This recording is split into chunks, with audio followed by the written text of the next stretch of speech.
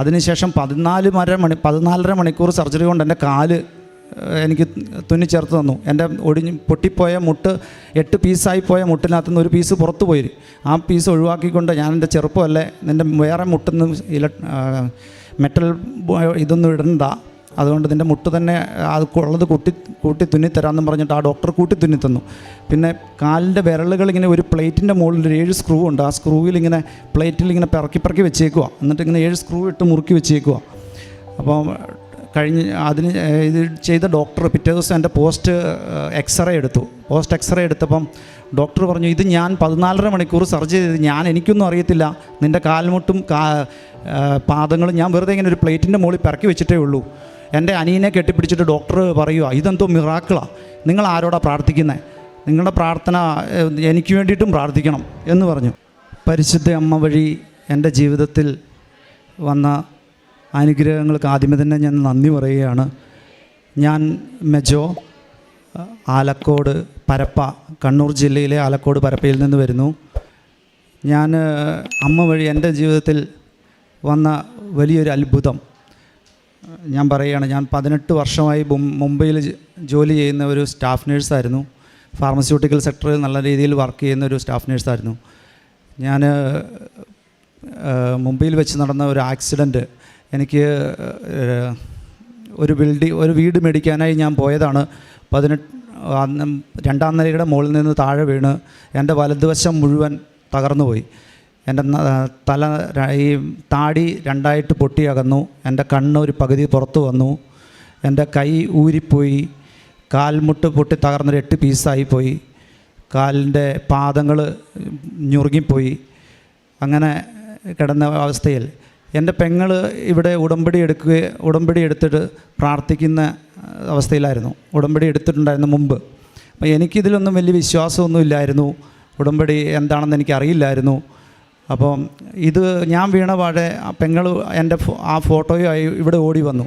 മാതാവിൻ്റെ മുമ്പിൽ എൻ്റെ ഫോട്ടോ വെച്ചിട്ട് എനിക്ക് എൻ്റെ ആങ്ങളനെ തിരിച്ചു തരണം എന്ന് പറഞ്ഞ് അമ്മയുടെ മുമ്പിൽ പ്രാർത്ഥിച്ചു. ഈ സമയം എനിക്കവിടെ എനിക്ക് 17 HP ഉണ്ടായിരുന്നു. 17 HP ഉണ്ടായിരുന്നു. ആ HP കുറഞ്ഞ് 10 ആയി. എന്നെ സർജറിക്ക് എടുക്കണമെന്ന് പറഞ്ഞു അവർ. എനിക്ക് HP 17 10 പോയി. എന്നെ സർജറിക്ക് എടുക്കണമെന്ന് പറഞ്ഞു. സർജറിക്ക് എനിക്കെടുക്കാൻ 24 ലക്ഷം രൂപ വേണമെന്ന് അവർ പ്രത്യേകം പറഞ്ഞു. 24 ലക്ഷം രൂപ എൻ്റെ കയ്യിലില്ല. അപ്പോൾ ആ അവസരത്തിൽ അവിടെ പെങ്ങൾ ഇവിടെ വന്ന് പ്രാർത്ഥിക്കുന്നുണ്ട്. ആ അവസരത്തിൽ എനിക്ക് അവിടെ ഒരു മാലാഖയെ പോലെ ഒരു നേഴ്സ് വന്നു. ആ നേഴ്സ് വന്ന് പറയുവാണ്, ഞാൻ നിന്നെ അവിടെ എൻ്റെ പെങ്ങളായിട്ട്, എൻ്റെ ആങ്ങളെയായിട്ട് ഞാൻ അവിടെ അഡ്മിറ്റ് ചെയ്യാം, അങ്ങനെയാണെങ്കിൽ എനിക്ക് ഹോസ്പിറ്റൽ കൺസെഷൻ കിട്ടും എന്ന് പറഞ്ഞു. അങ്ങനെ അവരവിടെ എന്നെ ആങ്ങളെയാന്ന രീതിയിൽ അഡ്മിറ്റ് ചെയ്തു. എനിക്ക് ആ ബില്ല് അവർ പ്രൊവിഷണൽ ബില്ല് 10 ലക്ഷം രൂപ കുറച്ച് തന്നു. അങ്ങനെ 24 ലക്ഷം എന്നുള്ളത് 14 ലക്ഷമാക്കി മാറി. 14 ലക്ഷം രൂപയാണെങ്കിൽ പോലും എനിക്ക് എടുക്കാനില്ല. ഞാൻ ഈ സമയത്ത് ഞാൻ ബോധം കെട്ട് കിടക്കുകയാണ്. എനിക്ക് ബോധമൊന്നുമില്ല കേട്ടോ. ഞാൻ ബോധമൊന്നും ഇല്ലാതെയായിരുന്നു. കോമ സ്റ്റേജിലാണ് ഞാൻ കിടക്കുന്നത്. ഞാൻ ഈ അവസരത്തിൽ എനിക്ക് കറക്റ്റ് പറയാൻ പറ്റുന്നില്ല. ബോധം കെട്ട് ഞാൻ കിടക്കുന്ന സമയത്ത് ഹോസ്പിറ്റലിൽ എന്നെ കൊണ്ടുചെല്ലുമ്പോൾ അവരെന്നെ ഒരു ശവമാണ് വരുന്നത് എന്ന് പറഞ്ഞിട്ട് അവരുടെ ഇതെല്ലാം തൂത്ത് മാറ്റി, നല്ല ബെഡ്ഷീറ്റൊക്കെ മാറ്റി, എന്ന് വെച്ചാൽ മൊത്തം ബ്ലഡിൽ കുളിച്ചാണ്. എൻ്റെ കണ്ണൊക്കെ പുറത്താണ്. അപ്പം ഇത് ചുരുണ്ട് കിടക്കുന്നൊരവസ്ഥയിലാണ് ഞാൻ. അപ്പോൾ അവരെന്നെ അവിടെ അവിടെ ആ ബെഡ്ഷീറ്റെല്ലാം മാറ്റിയിട്ട് അവരെന്നെ അവിടെ കിടത്തുക, ശവമാണെന്നും പറഞ്ഞിട്ട്. ആ അവസ്ഥയിലാണ് എനിക്ക് പൾസുണ്ട്, എന്നെ അഡ്മിറ്റ് ചെയ്യണമെന്ന് പറയുന്നത്. അങ്ങനെയാണ് എന്നെ അഡ്മിറ്റ് ആക്കുന്നത്. എൻ്റെ ആ സിസ്റ്റർ വകയെ എനിക്ക് 14 ലക്ഷം രൂപയാക്കി കുറച്ച് തന്നു. ഈ 14 ലക്ഷം രൂപയും കൊടുക്കാൻ എൻ്റെ കയ്യിലില്ല. അപ്പം പെങ്ങൾ ഇവിടെ പ്രാർത്ഥിക്കുന്നുണ്ട്. അന്നേരം ഒരു അച്ഛൻ എന്നെ കാണാനായിട്ട് ICUലേക്ക് കടന്നു വരിക. അച്ഛൻ എൻ്റെ അടുത്ത് വന്നിട്ട് എന്നോട് അടുത്ത് എൻ്റെ തോളത്തട്ടിട്ട് എന്നോട് പറയുക, നീ രക്ഷപ്പെട്ടിരിക്കുന്നു എന്ന് പറഞ്ഞു. അപ്പം രക്ഷപ്പെട്ടിരിക്കുന്നു എന്ന് പറഞ്ഞപ്പോൾ അത് കേട്ടാണ് ഞാൻ ബോധം തെളിയുന്നത്. ബോധം തെളിഞ്ഞ് കഴിഞ്ഞപ്പോൾ എനിക്ക് ഞാൻ കൈയൊക്കെ ചലിപ്പിച്ച് നോക്കി, എനിക്ക് അനക്കാൻ പറ്റുന്നില്ല. അപ്പോൾ ഞാൻ പറഞ്ഞു, എനിക്കൊരു പേപ്പറും പേനയും വേണം. ആ പേപ്പറും പേനയും കൊണ്ടുവന്ന് തന്നു നേഴ്സ്. ആ പേപ്പറിൽ ഇങ്ങനെ ഞാൻ എഴുതി, എൻ്റെ കുറച്ച് സമ്പാദ്യങ്ങളൊക്കെ ഉള്ളത് എഴുതി, കുറച്ച് ഹെൽത്ത് ഇൻഷുറൻസും കാര്യങ്ങളൊക്കെ ഉണ്ടായിരുന്നു. 8 ലക്ഷം രൂപയുടെ ഹെൽത്ത് ഇൻഷുറൻസ് ഉണ്ടായിരുന്നു. അതൊക്കെ എഴുതി വെച്ചു. അപ്പം ഇത് കണ്ട ഡോക്ടർമാർ എന്നെ 2 ആഴ്ച ഓൾറെഡി സ്കാൻ ചെയ്ത് കഴിഞ്ഞു. എന്നെ അവരുടെ വിചാരം എൻ്റെ തലയ്ക്ക് എന്തെങ്കിലും പറ്റിയിട്ടുണ്ട്. ഇത്രയും തലയെല്ലാം പൊട്ടിത്തകർന്ന ഒരാൾക്ക് ബ്രെയിനിന് എന്തെങ്കിലും പറ്റിയിട്ടുണ്ടാവും. അപ്പം അവരെന്നെ സർജറി ചെയ്യാതെ ഒബ്സർവേഷനിലാണ് ICU ഇട്ടിട്ടേക്കുന്നത്. അവരുടെ നിഗമനം അവർക്കും തെറ്റാൻ പാടില്ലല്ലോ. ഞാൻ അവിടെ അതിന് ശേഷം അച്ഛൻ വന്ന് എന്നെ കൈക്ക് പ്രാർത്ഥിച്ചിട്ട് പോയി. എനിക്കൊന്ന് വൊമിറ്റ് ചെയ്യണമെന്ന് പറഞ്ഞു. ഞാൻ വൊമിറ്റ് ചെയ്തൊരു 2 ലിറ്ററോളം ബ്ലഡാണ്. അവരുടെ വയറൊന്നും ചെക്ക് ചെയ്തിരുന്നില്ല. അവൻ്റെ തല മാത്രമേ നോക്കുന്നുണ്ടായിരുന്നുള്ളൂ.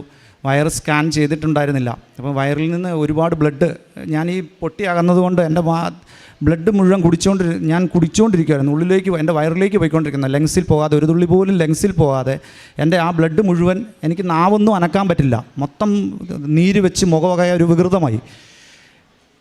എൻ്റെ അമ്മ എന്നെ രക്ഷിച്ചു എന്ന് പറയാം. എൻ്റെ പെങ്ങൾ ഇവിടെ വന്ന് പ്രാർത്ഥിക്കുന്നത് മൂലം, പ്രാർത്ഥിച്ചുകൊണ്ടിരുന്നുകൊണ്ട് എൻ്റെ അമ്മ എന്നെ രക്ഷിച്ചു. അതിനുശേഷം അവിടുന്ന് തന്നെ സർജറിക്ക്, ഇത് കഴിഞ്ഞപ്പോൾ എന്നെ സർജറിക്ക് എടുത്തു. സർജറിക്ക് എൻ്റെ ഞാൻ എഴുതി കൊടുത്തത് കറക്റ്റാണെന്ന് അവർ ഡോക്ടർമാർ അന്വേഷിച്ച് നോക്കി. സർജറിക്ക് എടുത്ത് 5 മണിക്കൂർ കൊണ്ട് എൻ്റെ മുഖം പഴയ രീതിയിൽ, പഴയതിനേക്കാൾ സുന്ദരമായെന്നാണ് പറയുന്നത് എല്ലാവരും. പഴയതിനെ അത്രയും നല്ല രീതിയിൽ എനിക്ക് ആക്കി തന്നു. അതിനുശേഷം 14.5 മണിക്കൂർ സർജറി കൊണ്ട് എൻ്റെ കാല് എനിക്ക് തുന്നിച്ചേർത്ത് തന്നു. എൻ്റെ പൊട്ടിപ്പോയ മുട്ട്, 8 പീസായി പോയ മുട്ടിനകത്തുനിന്ന് ഒരു പീസ് പുറത്തു പോയി.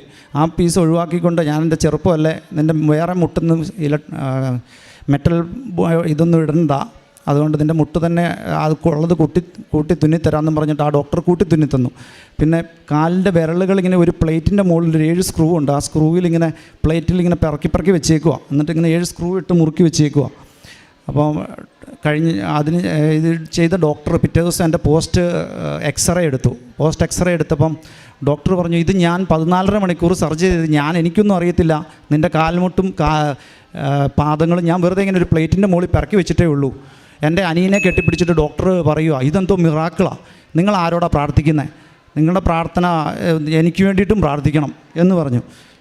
ഞാൻ ശരിക്കും നമ്മളറിയുന്നില്ല പെങ്ങളുടെ പ്രാർത്ഥനയുടെ ശക്തി, പെങ്ങൾ ഇവിടെ വരുന്നതും പ്രാർത്ഥിക്കുന്നതും ഒന്നും. അതിനുശേഷം പെങ്ങൾ ഇവിടുന്ന് ഉള്ള കാശുരൂപവും ഉടമ്പടി തൈലവുമായിട്ട് എൻ്റെ അടുത്തോട്ട് ബോംബെക്ക് വന്നു.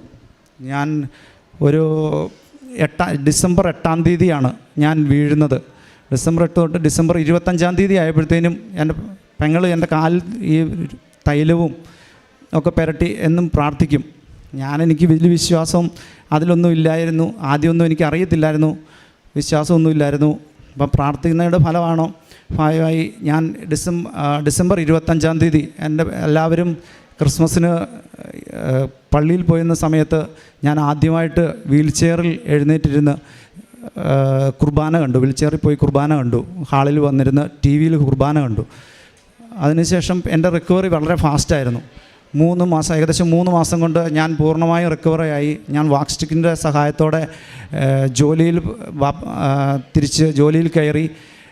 അതിനുശേഷവും എനിക്ക് ഉടമ്പടി ആയിട്ടുള്ള ഇതൊന്നും അറിയില്ല. പെങ്ങളിങ്ങനെ പോയിട്ടുണ്ട്. എന്നോട് പെങ്ങൾ പറഞ്ഞു, എടാ ഞാനിങ്ങനെ പ്രാർത്ഥിച്ചുകൊണ്ടാണ് നിനക്ക് ഇങ്ങനെയൊക്കെയുള്ള അത്ഭുതം ഉണ്ടായി, നീ വന്ന് സാക്ഷ്യം പറയണം. ഞാനത്ര വലിയ മൈൻഡൊന്നും ചെയ്തില്ല.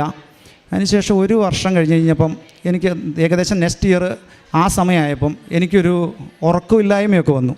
ഒരു 8 ദിവസത്തേന് ഞാൻ ഉറങ്ങാതെ ഇങ്ങനെ കിടക്കുക. ഞാനോർത്തു ആദ്യം എന്തായിരിക്കും ഇങ്ങനെ ഉറങ്ങാതെ വരുന്നത്. അങ്ങനെ 8 ദിവസമായി എനിക്ക് പേടിയായി. എനിക്ക് ഒരു ഡിപ്രഷൻ സ്റ്റേജിലേക്ക് മാറുന്ന പോലെ എനിക്ക് തോന്നി. ഞാനൊരു നേഴ്സായതുകൊണ്ട് എനിക്ക് മനസ്സിലാവും.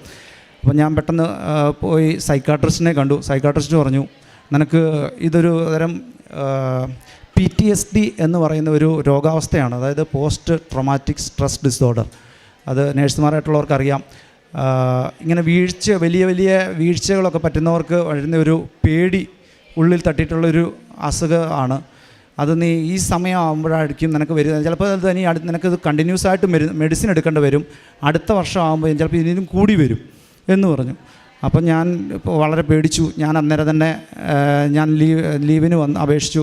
എനിക്ക് ലാസ്റ്റ് 2022 മെയ് മാസത്തിൽ എനിക്ക് ലീവ് ലഭിച്ചു. ഞാൻ മെയ് 31 ഞാനിവിടെ വന്ന് ഉടമ്പടി എടുത്തു. എൻ്റെ ആദ്യ ഉടമ്പടി എടുത്ത് ഞാൻ ഉടമ്പടി പാലിച്ചു.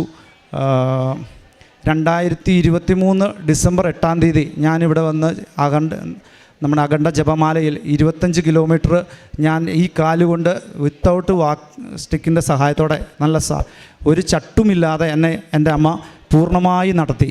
എനിക്കൊരു കുഴപ്പവും ഇപ്പം ഇല്ല. എനിക്ക് മരുന്നും പൂർണ്ണമായിട്ട് എൻ്റെ മരുന്ന് PTSD എന്ന് പറയുന്ന അസുഖം പൂർണ്ണമായി എനിക്ക് മാറ്റി തന്നു. എനിക്കിപ്പോൾ മരുന്ന് എനിക്ക് എടുക്കണ്ട, ഒരു കുഴപ്പമില്ലാതെ സുഖമായിട്ട് ഉറങ്ങാം. എൻ്റെ അമ്മയ്ക്കും തിരുക്കുമാരനും 1000 നന്ദി.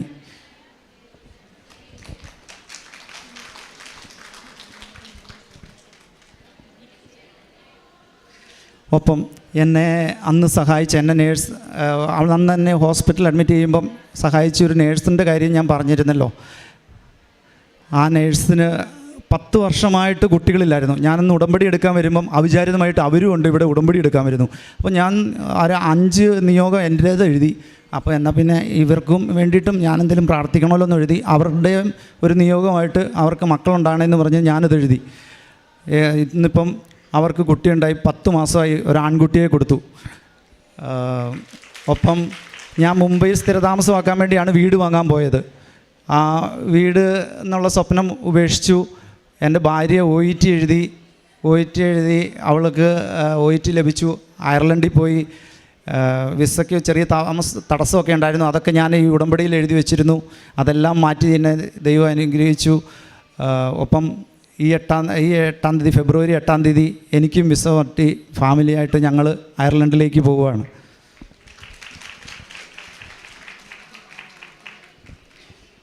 പ്രാർത്ഥനയിൽ ഞാൻ പ്രാർത്ഥിക്കുമായിരുന്നു. എന്നും പള്ളിയിൽ പോകുന്ന ഒരു സ്വഭാവം എനിക്കുണ്ടായിരുന്നു. എങ്കിലും ഇങ്ങനെയുള്ള ഉടമ്പടി അങ്ങനെയുള്ളതിലൊന്നും ഞാൻ വലിയ വിശ്വാസമൊന്നും ആയിരുന്നില്ല. ഉടമ്പടി എടുത്തതിന് ശേഷം ഞാൻ സ്ഥിരമായി പള്ളിയിൽ പോവുകയും അതുപോലെ ഉടമ്പടി പത്രം ഇവിടുന്ന് വന്ന് ഉടമ്പടി പത്രം പറ്റുന്നത്രയും പേരിൽ എത്തിക്കുകയും ഇങ്ങനെയൊരു സംഭവം അവരെന്നോട് ചോദിക്കും, നീ ഈ ഉടമ്പടി ആലപ്പുഴ വരെ പോകുന്നുണ്ട്, നിനക്കെന്നാ കിട്ടിയെന്ന് ചോദിക്കും. അപ്പം പറയും ഞാൻ തന്നെയാണ് കിട്ടിയെന്ന് പറയും. അപ്പോൾ എന്നാന്ന് ചോദിക്കുമ്പോൾ ഞാൻ ഈ കഥ അവരോട് പറയും. അപ്പോൾ അങ്ങനെ കണ്ട ഒരുപാട് പേര് ഇങ്ങനെ എൻ്റെ ഉള്ളിലൂടെ ഇവിടെ വരാൻ ഇടയായിട്ടുണ്ട്. ഉടമ്പടി പത്രവും ഇപ്പം ഞാൻ വന്ന് ഉടമ്പടി പുതുക്കി, കഴിഞ്ഞ ആഴ്ച വന്ന് ഉടമ്പടി പുതുക്കി. ഇന്നിപ്പോൾ ഞാൻ അന്നേരമാണ് പറഞ്ഞ് സാക്ഷ്യം പറയണം എന്ന് പറഞ്ഞ് ഞങ്ങൾ വണ്ടിയിൽ ഞങ്ങൾ സാക്ഷ്യം പറയാറുണ്ട്. അപ്പോൾ വണ്ടിയിൽ പറഞ്ഞ് ഞാനിവിടെ വരുമ്പോൾ ഇങ്ങനെ ആൾക്കാരെ കാണുമ്പോൾ എനിക്ക് സാക്ഷ്യം പറയാനൊക്കെ ഒരു പേടിയാണ്. ഇങ്ങനെ ഇത്ര നേരം ആദ്യമായിട്ടാണ് നിങ്ങളുടെ മുമ്പിലൊക്കെ ഇങ്ങനെ സാക്ഷ്യം പറയാൻ പറ്റുന്നത്. അതിനും ഒരുപാട് മാതാവിന് നന്ദി.